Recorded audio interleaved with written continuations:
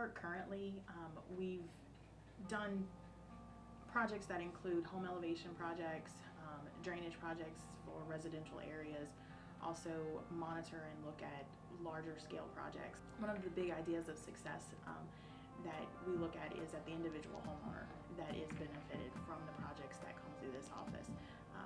Overall, as a whole community, we define success in various ways, but through this office we really look at the individual homeowner and the lives and properties that are saved. Before Hurricane Katrina, Jefferson Parish had elevated about 6 houses through a flood mitigation assistance grant.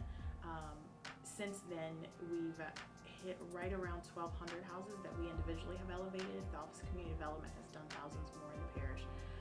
So it became kind of a thing specifically, and that's kind of where this office came from, is saying we can't continue to build houses exactly on the ground as we did. And a lot of these houses were what are sort of pre-firmed, built before there was ever any flood maps in effect, that have now needed to be elevated. And there's, quite frankly, thousands more that have a need for elevation, and we're continually looking for funding to do that.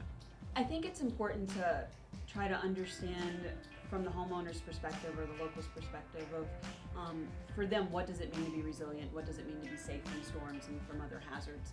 And sometimes changing that perspective can be a big barrier, and just making sure that all the locations within that, all your council districts and those kinds of things, that projects are coming to where everyone can benefit, and it's not just focusing in on one group or a group here and a group there. You really want to be able to reach all of the residents in the area, so they can see that it's doable, but also that it's a long-term thing that we're trying to help with, and that they can also benefit from.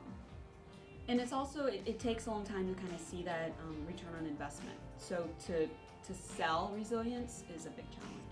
One that just recently we elevated his house, specifically with Hurricane Rita funds. We had remaining funds because a lot of houses had come in under budget, and so we were able to do an additional 8 houses, and he was extremely grateful. And one of his follow-ups whenever we interviewed him after the project is he said he's slept a full night in his house. Whenever it's raining, he doesn't have to worry about waking up to go try to protect his property or keep the water out of his front door. They had flooded in Hurricane Katrina, but then since then had flooded 8 times.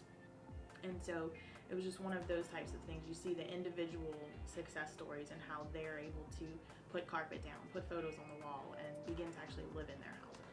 Yeah, that's really big for homeowners. We get stories like that pretty regularly. Every so often I'll get one where like, hey, I just want to let you know that my house is done, and just they're just grateful to, thank you for getting us there, and thank you for walking us through that process and helping out. And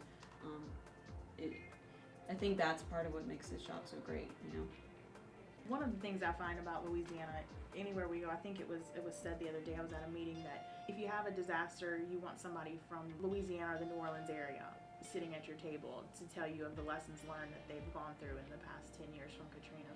I find that to be extremely true whenever we're in the state and out of the state, talking with other people. The residents here have become a resilient people. I come across people all the time where, the people here can speak that language. They understand what mitigation means, what resilience means. They know what it means to flood and to go through cascading disasters. They just now have their own sort of way of preparing. They're, I would say, more likely to evacuate now, whereas before, my family included, we were like, oh, we'll be fine. We ride it out every year. I definitely think that people are not only more aware, but they're just more active in the process of mitigation. And again, I mean, you hear them in the grocery store line, talking mitigation speak, if you will. So it's kind of been cool to see that transition as well.